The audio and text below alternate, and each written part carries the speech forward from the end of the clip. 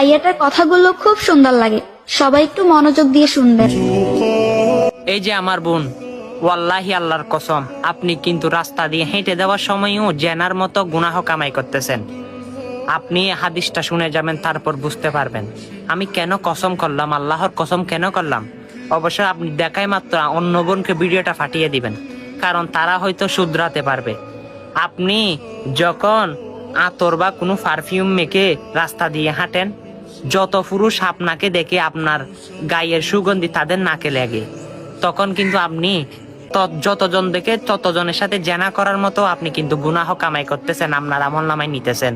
কারণ আল্লাহ রসুল কোনো মেয়েকে আতর ব্যবহার করতে নিষেধ করেছেন। সুবহানাল্লাহ। আজ পর্যন্ত আমরা কি দেখেছি এমন কোনো হাদিস শুনেছি? অবশ্যই শুনেন নাই। আপনি যদি জেনা থেকে, এত বড় গুনাহ থেকে যদি বাঁচতে চান, দয়া করে আমার বোন, আপনি জাহান্নাম থেকে বাঁচবেন, জান্নাতে যাবেন। সেটা